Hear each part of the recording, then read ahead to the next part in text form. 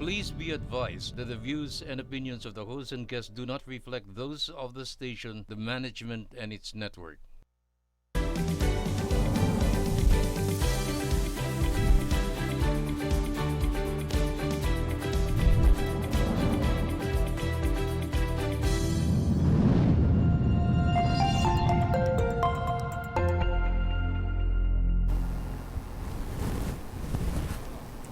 Good day to our televiewers and welcome to another episode of Kabuhayang Pinoy. Salamat po sa patuloy ninyong pagtutok sa ating programa. I am your co-host Leah Chua, and still with us here our Mr. Kabuhayan, Undersecretary Abdulgani Macatoman. Magandang araw po sa inyong lahat. Ako po si Undersecretary Abdulgani Macatoman na makakasama ninyo sa patuloy na pagtuklas ng iba't ibang paraan upang mapalaganap ang ating negosyo o masenso ang ating buhay at ipagmalaki ang kulturang Pilipino sa iba't ibang sulok ng mundo. Mga ka-entrep, one of the highlights of the recent SONA of our President BBM is the healthcare of our country. Did you know that our healthcare workers, also considered frontliners, are taking much of their time and effort just to be medical practitioners? They enroll in centers that help them to enhance their intelligence, pass the board exam, and be licensed. So now, to share the process and importance of Medical Exam Application Center, joining us here live in our studio, he has an MBA degree from City University of Washington State and has his PhD in management. Please welcome international award-winning entrepreneur and CEO of NEAC Medical Exams Application Center, Dr. Elbe Akman. Welcome to Welcome. Kabuhayang Pinoy, Dr. Elbe. Thank you for inviting me and our team here. It's an honor to be here and share our experiences in the medical licensing field and also entrepreneurial and business development field with your audience and Filipino entrepreneurs. It's an honor for the Kabuhayang Pinoy to have you, Dr. Elbe. So, how are you? I'm fine. Being in the Philippines alone is good enough. Very good, very good. So, before we talk about the topic for today, Dr. Elbe, about your business, let's talk about the entrepreneurial background and experience. We know you have been in the IT business for a while. And what was your dream business then? Or what is your inspiration, Dr. Elbe? Right.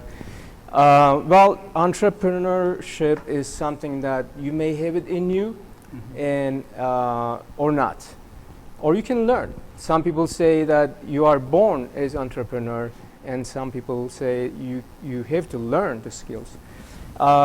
For me personally, I had that since I was a kid, and my mother says since age 7, I found myself doing either selling something on the street, like the comic books I bought. I was selling them. It's not that I needed the money. I just like to do that. And also, let's say, in the university, we partnered with my friends, and then it brought the first vending coffee machine and to the lobby of the university, and then people lined up, and it was hard to carry that coins full of bag to home.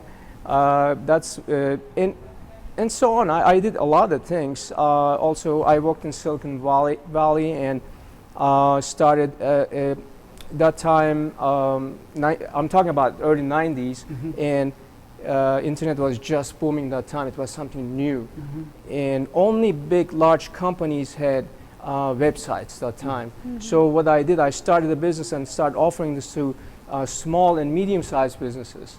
And that was successful. And then I started leading, generating leads for car dealerships, for example. So I was running their personal histories and credit histories, and then generating leads, qualified leads for the car dealerships. And so if they're qualified, they could buy a car, and then I was getting commission. I didn't know that what I did was so unique that time, And if I had continued, probably I would be a billionaire now. Yes, yes. Good to know. Good to know that, Dr. Yeah. LV. And as mentioned earlier by Leah, medical professionals are also licensed professional. So can you share to our televiewers here in Kabuhayang Pinoy what NCLEX application process is and how you enhance and revolutionize the application process, Dr. LV? Well, yes. Among many other entrepreneurial adventures I had, NEAC is, I think, one of the biggest one that I had, and that's in my heart that I really love and I'm proud of. When I ended up coming in to Philippines, and that was after I left the Silicon Valley and I wanted to start a business. And this is something that a lot of entrepreneurs have difficulty with because they need, entrepreneurs have, they need to pay their bills. They need to pay their rent. And to take that leap, start a business, you need to still pay your bills, right? Correct. So that's a very difficult leap to take. And I had to do that. And that's one of the business that I did, took that leap and came to the Philippines to start the business. But initially, I was recruiting nurses for my business in California. Filipino nurses. Yes, I was recruiting Filipino nurses and came 2000 to Singapore and then 2003, Singapore and 2003 to Philippines.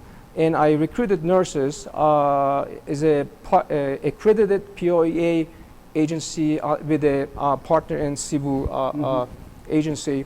But retroctation kicked in, and 2006 I had to stop that. And I loved Philippines so much that I didn't want to go back to the States.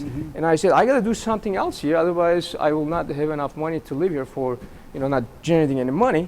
So at that time, that's the time I realized that for 50 years, 50 years. for 50 years or more, Philippines is sending nurses to United States and other countries. But the licensing, the international licensing process is very complicated, and a lot of people were making mistakes, big mistakes, and these mistakes were causing problems. So how did I know that? Because since I was recruiting nurses, I was helping them with the process. So, and then I realized the difficulties they were facing. For example, what kind of problems? Like, well, we have 50 states, and every state, let's say Texas state, right? Illinois, whatever states we have, right? All these states have state board of nursing. So every state board of nursing has different set of requirements and qualifications. Okay. So there is no one centralized way of applying to United States to get a, let's say, to become a USRN, United States Registered Nurse. Okay. So now, what was happening was these nurses were trying to apply to get licensed, and they were applying to states they didn't qualify. For example, some states require social security number, and or some of them they want you to have 2 years experience or such an, this and that. And we were talking about 2002, 2002 all the way 2007 when I was starting this. Not every information was available widely on the internet. Still, we are talking about here states, like government institutions. They are not like private institutions. They have everything nicely, neatly on the internet. So, and finding this information, how to apply, am I qualified, can I apply, what are the requirements?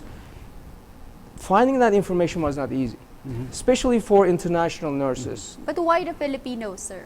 Why did you choose the Well, Filipinos? the Filipino, why? Because 80% of nurses going to the States were Filipinos. And that's why I ended up here. That was not really planned. It's just by the statistics. I said, okay, this is the country I need to go. Yeah. And you saw the Philippines. Right. And what inspired you to start the NEAC? Right, seeing all these problems, that's what it really gave me the idea that they really need help. They were lost with filling out their applications, how to mail the application, where to mail the application. They need to get their FBI fingerprint card taken. You know, they were getting their fingerprints done in the local police station, which didn't know how to meet the FBI standards. So all these things was a complete mess. It was a big chaos, and they were sending the payments. They need to have a money order, for example, money drafts, or they need to have credit cards. And we are talking about 2007, 2006. Not everybody has credit cards, especially the nurses at that time. So somebody had to centralize this, where nurses can just walk in and say, I don't know what state to apply. I don't know if I'm qualified for this state, and I don't know the requirements. Can you help me? And can you help me to fill out the application? Can you help me to send my payments to the states? And all this stuff and much more, I said, I can centralize this thing and provide a service for a small fee, which make their life easy and stop the chaos. And not only they were having a hard time, but economy was also affected by this. So can I explain what I mean by that? Yeah. But I would like to ask first, Dr. Elbe, why do you think no one else thought about opening a licensing assistance center, same as you have established here in the Philippines? Right. That's. It's a really interesting question. I don't know, because for 50 years, nurses are going through this process, and it needed really major regulation, or somebody had to organize these things. But I ended up, I think, maybe inspiration, maybe God inspired me. But I need to tell you that I'm an MBA, right? Yes, so that's something we can tell the entrepreneurs also, that educating yourself, how to make money, how to see opportunities, that's part of being an entrepreneur, and getting your education in that field helps you too. So then you see the opportunities and how you can turn them into a money-making business. So I think that's what happened. Okay, so what is really your rule in the international licensing process, and why do nurses and other medical professionals need NEAC services? Right. Now, as far as how we serve them, I think I'm going to leave that to our very specialist manager, Ms. Ayra. And if I may explain the financial part of the problem that time I've seen, and I'm talking about 2006, because of these difficulties they were experiencing, the nurses, they were losing major expenses. For example, they had to pay FedEx fees, repay the FedEx fees, bank fees, airfare, accommodation to go to the testing site, and re-go to the testing site if they made a mistake. And their checks were being forfeited because they were selling it to the wrong department or in the wrong amount, and they had to reapply.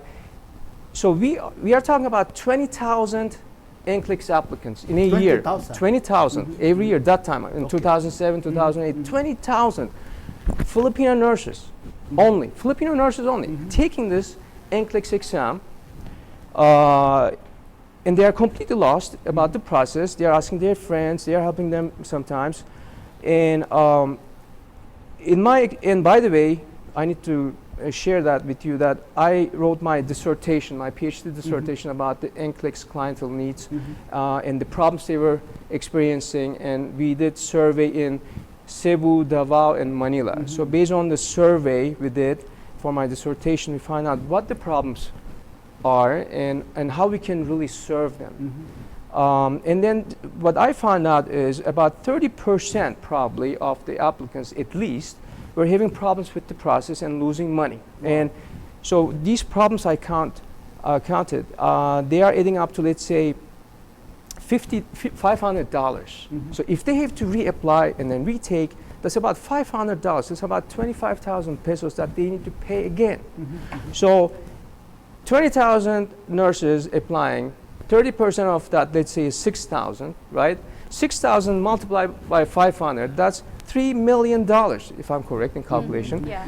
$3 million, that's like Very 150, interesting. Yeah. 200 million pesos every year, Every year. were being lost.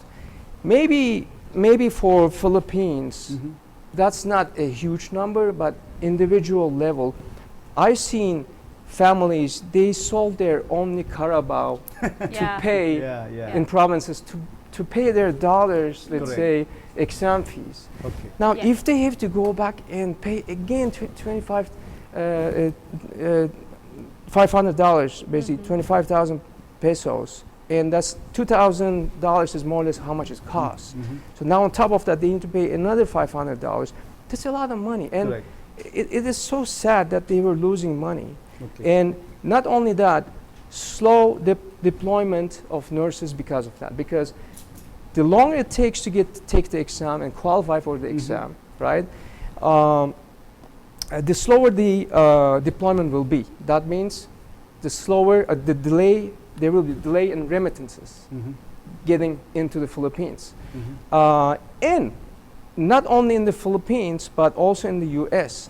Hospitals with experiencing nursing shortage, the death rate after operations, you know, post-operation services and maintenance services that is given by the nurses, for example, the death ratio was way higher in those hospitals. Basically, people were dying because we couldn't send the nurses fast enough Correct. to United States. And also remember this, that time in 2007, especially 2010 and 12, we had 200,000 nurses surplus. Wow. Wow. It's That's not a that lot. like we didn't have in the Philippines enough nurses and then we are trying to save American lives, but I proudly say, yes, I'm proud to be part of that, saving American lives, but we were doing something that it was needed, and Philippines was not affected negatively by that time. Yeah. But Dr. Elbe, what can young entrepreneurs learn from your experience, and what can you advise to our televiewers who also have a desire to try this kind of business? Right.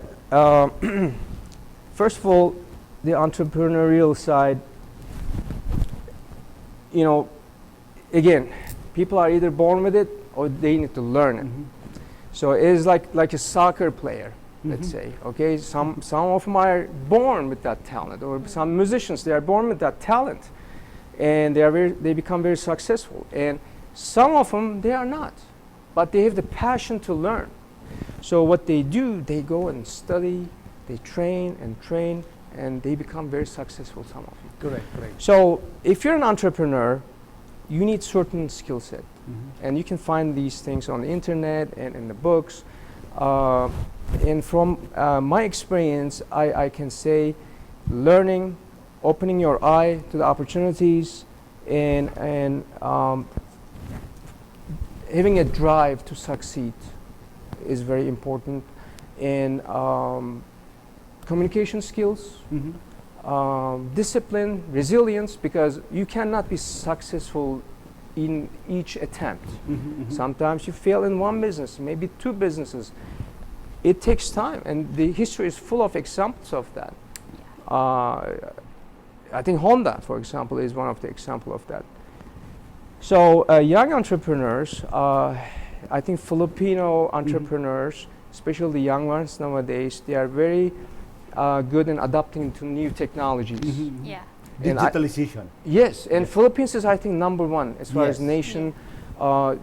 Filipinos adapt very fast to the technologies, widely using it, and nowadays, succeeding in business is really depends on how well you use the IT technologies. Thank you. That's Unlike before, Mhm. you could advertise in newspaper or billboard or distribute flyers. Yeah. But now that has changed. You need to know how to use the IT technologies to be successful. And I think Alvin's our IT Yes. head of Yeah.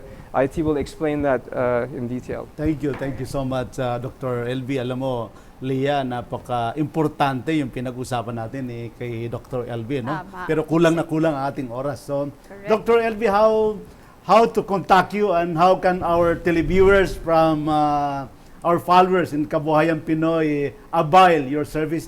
Please plug your company, your social media. Right, they can go to our website, medicalexamcenter.com, or they can go to our Facebook and contact one of the chat agents there. We are reachable in many, many ways. Thank you so much, You're welcome. my friend Dr. Elbe. It's an honor having you here in our Kabuhayang Pinoy. Same here. Thank you so much. Thanks for giving us this opportunity. Thank to be you, Thank here. you so much, Dr. Elbe Akman. And thank you so much for loving our country. Mabuhay po kayo. Mga ka-entrep, dyan lamang po kayo. Magbabalik pa po ang Kabuhayang Pinoy.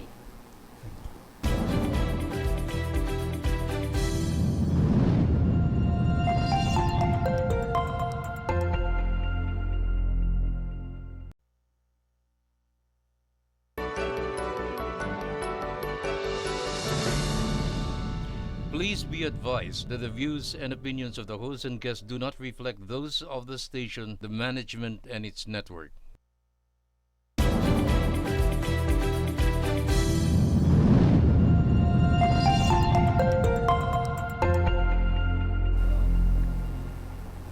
Nagbabalik po ang Kabuhayang Pinoy. Mga ka-entrep, patuloy pa rin nating tatalakayin ang tungkol sa NEAC Medical Exam Application Center.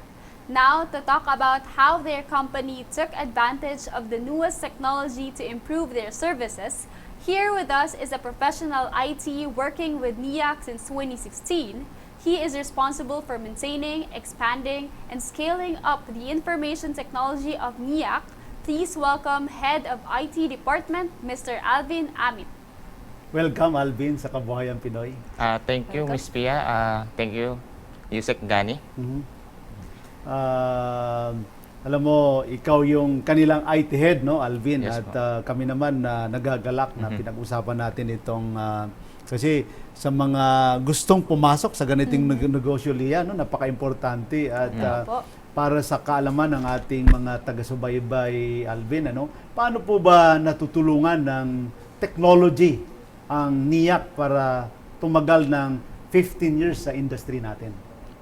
Okay, thank you, Sir Gani. Ang main purpose po kasi ng NEAC is to reach the medical professional. So first, we focus on the Filipino nurses, and then with the use of technology, we reach the 20 countries around the world.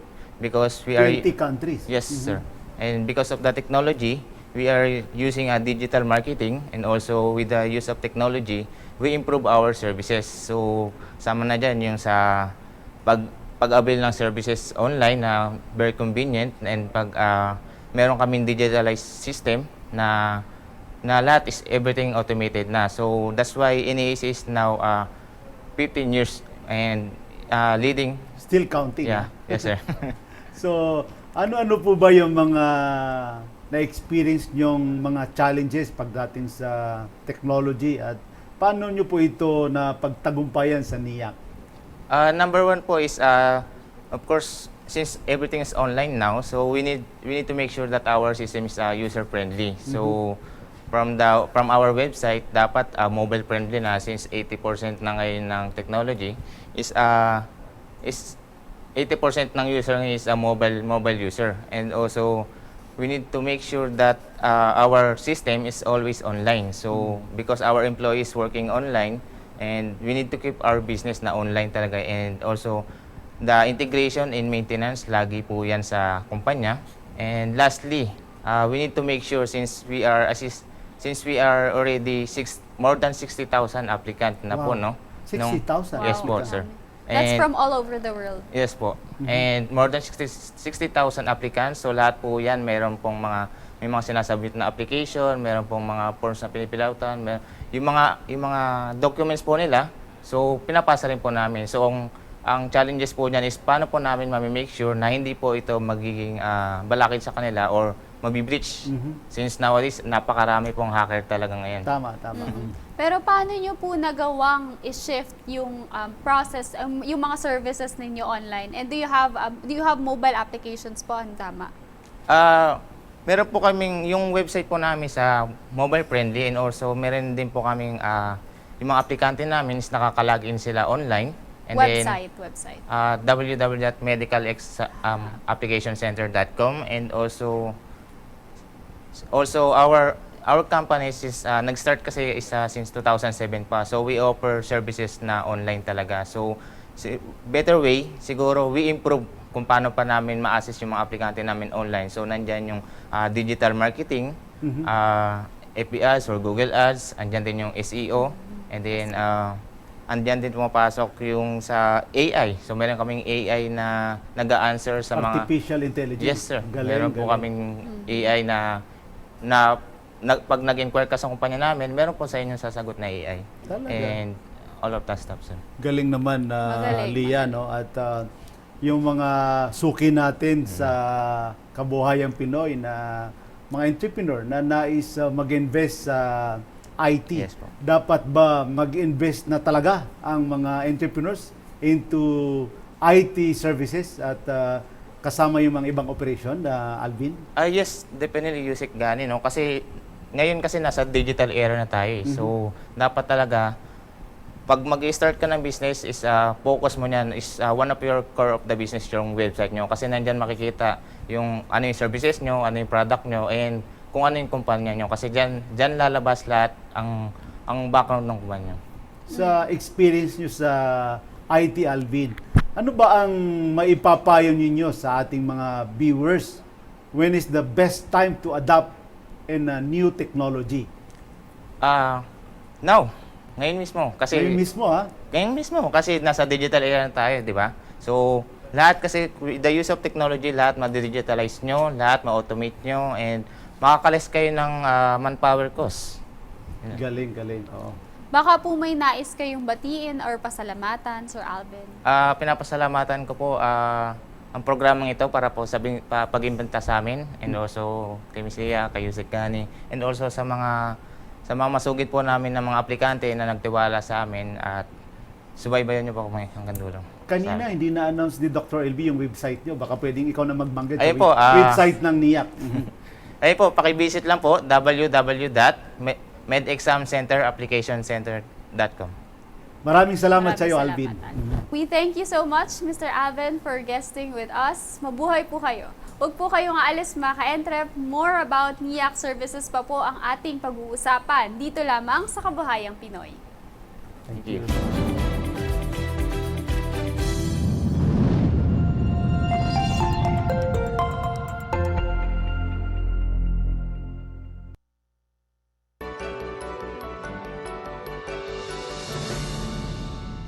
Please be advised that the views and opinions of the host and guests do not reflect those of the station, the management, and its network.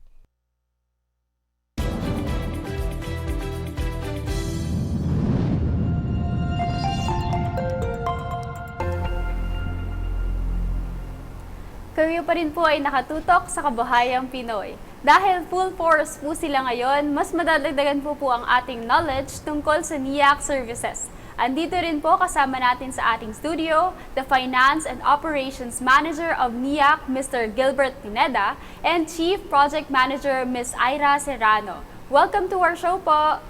Thank you po. Thank you. Good afternoon, Ms. Good Lia afternoon and po. Mr. Gani. Yes, welcome Gilbert and Miss Ayra. At alam mo, Lia, ito sila Gilbert, mga kaibigan natin yan sila, no? At marami tayong pinagsamahan, Gilbert, yung mga social responsibility. Kaya Correct. itong NEAC na ito ay talagang nakakatulong sila sa ating bansa. Gilbert, unang katanungan ko, how is the operation of the company amidst this pandemic? Alam mo naman, mga kumpanya, yung mga maliliit, malalaki, talagang tinamaan. Kumusta yung kumpanya nyo ngayong pandemic? Alam naman natin lahat talaga tinamaan ng pandemic. So we have talagang a lot of adjustment with our business. As operation manager NEAC for 12 years, ito yung pinaka-top na ano namin na challenges sa NEAC. Of course, Nahihirapan din kayo. nahihirapan din kami dahil we need to adjust our adjustment and changes sa operations, like we did work arrangement, like work from home arrangements with our employees. Okay. And then of course, may mga employees kami na hindi talaga sila like makakapag-work sa bahay. So we give them financial support aside from that. So And then, meron din kami mga ginawang chinek namin, of course, financially, we have to check if talagang makakaya ba ng NEAC yung ano. So we do some implemented the cost-cutting strategy. So ginawa namin, we closed some of our office in PRC so that we sustain the business and of course to serve our NEAC applicants. Kasi syempre mga nurses yan, kailangan din at in demand talaga, lalo na ngayong pandemic. So we need to continue our service and help them to get their license internationally, especially for US and NCLEX. Okay. Ms. Ayra, please share naman po with us, ano po yung mga difficulties na naranasan po ng ating mga kababayan kapag po nag-a-apply international without getting help from your company? Yeah, so thank you for the question, Lia. So yun nga, nabanggit ni Mr. Dr. Elbe kanina na yung mga difficulties and struggles. So I will add to it na yung mga medical professional talaga natin, they have difficulties on processing their license application. Kasi for them to know if they're qualified to take the exam, like they are looking for other country to work on, so they need to research on that country if they are qualified. And for Middle East, we do have different country like in Saudi, Oman, Qatar, Dubai, and the UAE. Sa for GCC UAE. country, ano? Yes, Okay. oo. So bawat country, iba-iba po ang processing time, ang requirements, and qualifications. So, kung ang mga medical professionals po natin, magpa-process po silang mag-isa, ang marami pong mistake na possible na mangyari doon sa application na yun. Unang-una na po dyan is yung mag-apply po sila sa country na hindi naman po sila qualified. Ano yan? Puro nurses ito?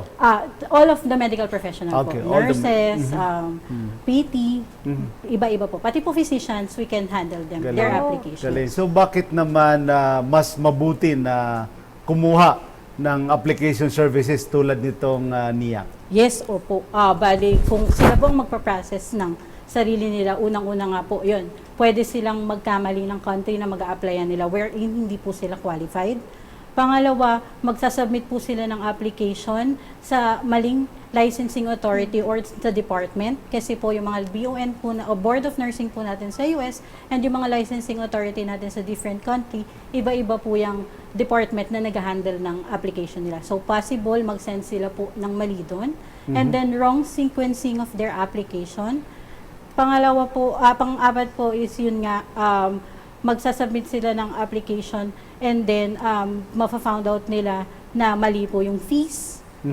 Yan. Yun po yung mga sample. And then kapag po nagkamali sila, ibabalik po ni BON. Returned application po yun. Unang-una masasayang po yung time. And then yung payment na binayad nila. Kasi most of the fees are forfeited na po kapag nagkamali po sila ng application. And then kami po as NEAC, we can help them. Unang-una po yung consultancy services na sinasabi, na ina-offer po namin. Sa amin, tutulungan po namin sila na mag-choose ng state na nag-fit sa qualification nila.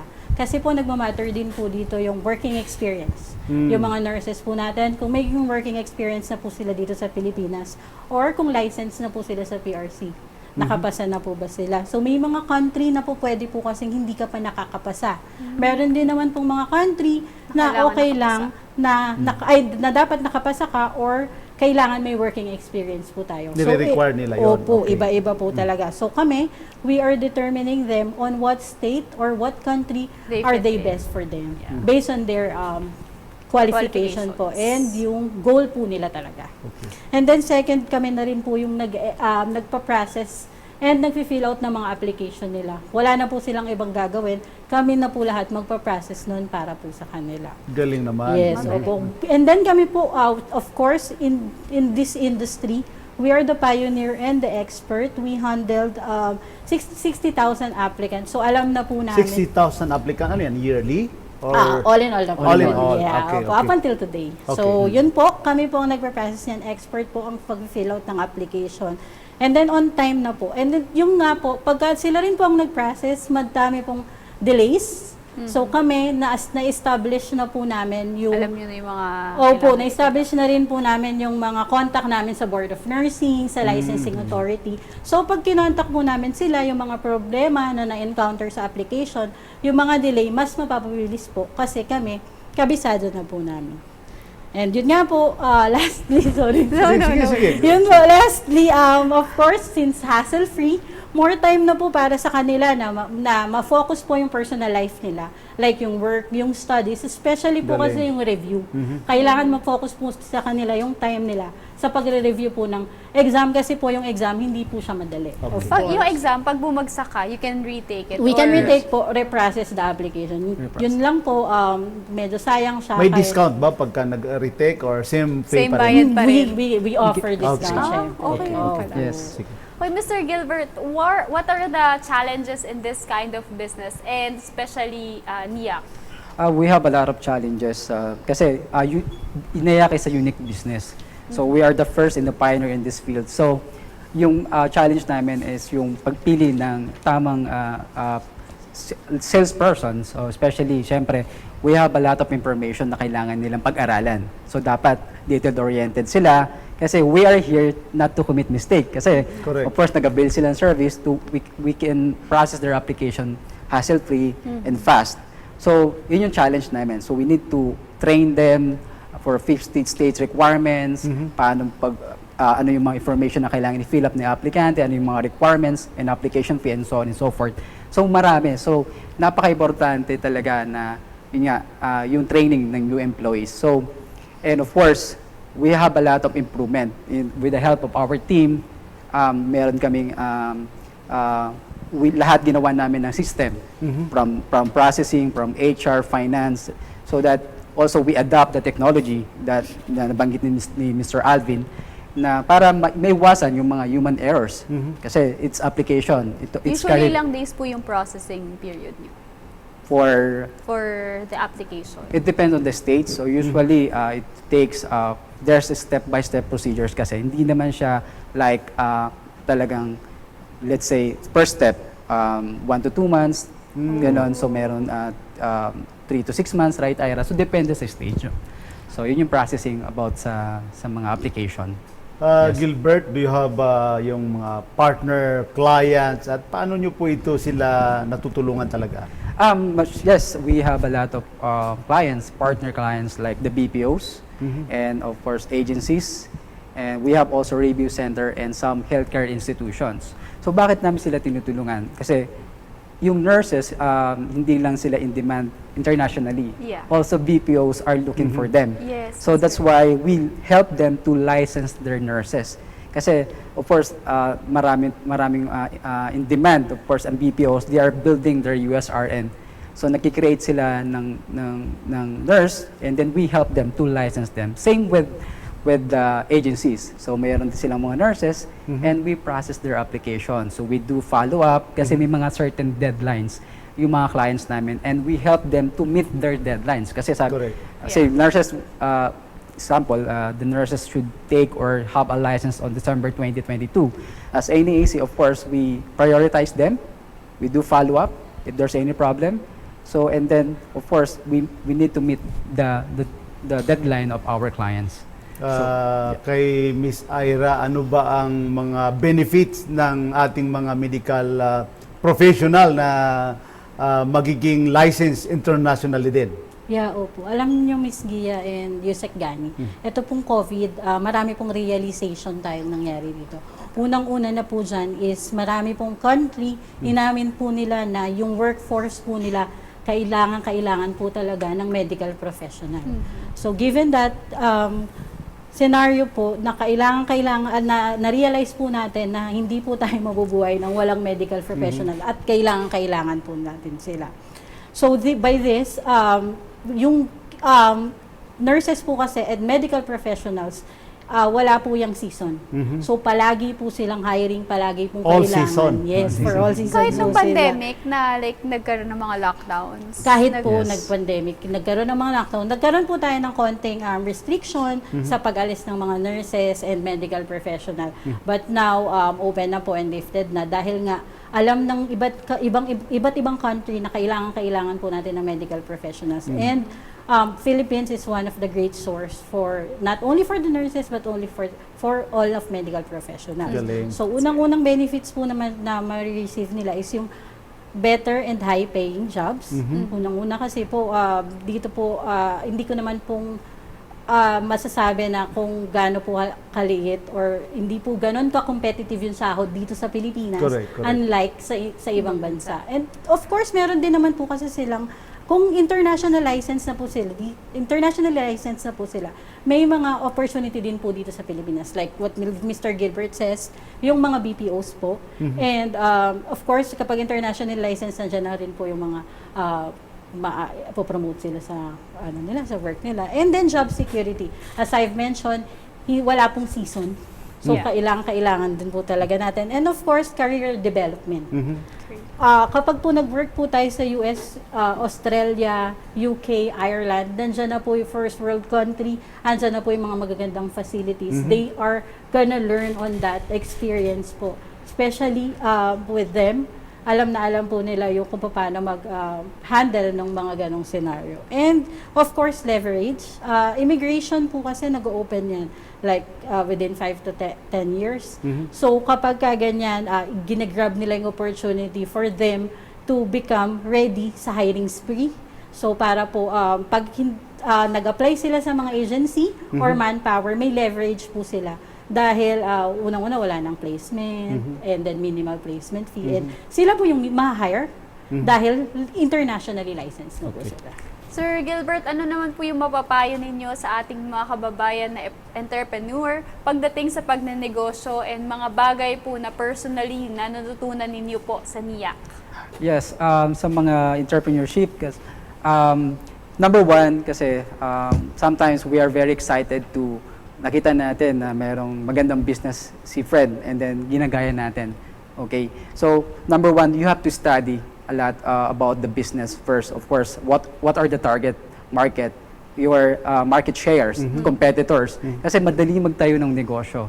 Okay? So, we're taking risk but sometimes, of course, kailangan mo makita kung talagang kikita talaga tayo. Kasi number one, yun eh. So, pag-aralan natin ng mabuti and of course, you have to have emergency plan. Let's say magkaroon tayo ng mga natural calamity and lalo na ngayon nagkaroon ng lindol, 'di ba? Anong next plan natin? Correct. So dapat meron tayong emergency fund, 'di ba? So pagandahan natin 'yon. And nagkaroon ng pandemic. So anong mga options or solutions ang gagawin natin kapag nagkaroon ng mga ganitong pangyayari sa business natin? And of course, pinaka-last ko is we have to adopt the technology. Kasi nowadays lahat nakahawak na sa cellphone, of course, especially marketing, so digital marketing, and lahat makakasave ka rin ng cost for labor. And also, natutunan ko rin sa NEAC, kung mayroon kang business na plano, you have to start from the small muna. Okay? And then, it will actually grow and then growing and growing. So, doon tayo mag-rent ng mga place na talagang para sa employees natin.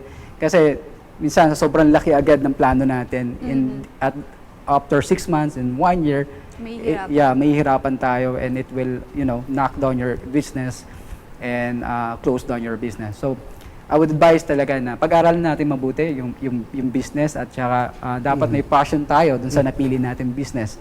At marami naman mga online tutorial for business and kung paano maging successful ang isang negosyo.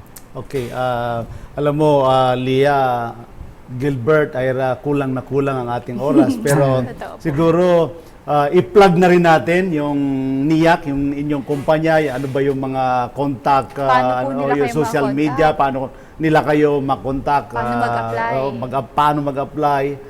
Please. So for dun po sa mga nurses and medical professionals na nag-iisip po kayo, kung mag-a-apply po ba kayo ng international exam o mag-abroad po ba tayo, pupunta po ba tayo sa US, Australia, UK, Canada, or any other part of the world, isipin po ninyo na ang success is hindi po siya destination but it's the journey. Kailangan po natin ng persistence dito. So kung tatanungin niyo po tayo, kailan po dapat, ngayon na po tayo mag-apply. And with the help of NEAC, we can handle your difficulties, your doubts, and everything. We will do it for you po. So, just search our NEAC on Facebook, and our website po is www.medexamcenter.com. Ikaw, Yes. Gilbert, baka may gusto kayo pasalamatan. Yeah, I would like, of course, to thank Mr. Gani and Leah, and of course the GNN team to invite us here. It's also honor to us to discuss about NEAC and of course the entrepreneurship and of course sa mga aplikante namin. So please visit our website www.medexamcenter.com and Facebook. So we are here to guide you and assist you 24 hours and 24 hours. So thank you so much also for to our President Dr. Elbe Akman and Ayra and Alvin and of course the rest of the NEAC team. Thank you. Thank you po. Sir Gilbert and Miss Ayra, we thank you so much for guesting with us. Mabuhay po kayo at ang NEAC. Maraming salamat po muli. Maraming salamat din po muli to the CEO of NEAC Services, Dr. Elbe Akman. And kung may namiss po kayong mga episode ng Kabuhayang Pinoy, maaari po ninyo itong mapanood through our Facebook page. Just visit Abdulgani Macatoman Kabuhayang Pinoy on Facebook and YouTube at Abdulgani Macatoman. Please like, share, and subscribe. Magkikita-kita po muli tayo sa susunod na linggo. Ako po si Lia Chua, ang inyong ka-entrep dito sa Kabuhayang Pinoy. Asahan po ninyo na patuloy nyo kaming makakasama. Makakarating ang ating mga mitihin sa Kabuhayang Pinoy na mapaunlad ang buhay ng bawat mamamayan sa pamamagitan ng pagtulong sa inyong pagdinegosyo sa iba't ibang pamamaraan. We at Kabuhayang Pinoy are one with the government in our commitment to help Filipino entrepreneurs improve their lives. Lagi po nating tandaan, kahit anumang sakuna, kahit anumang problema, kayang-kaya natin ito. Ako po si Undersecretary Abdulgani Macatoman at ito po ang Kabuhayang Pinoy.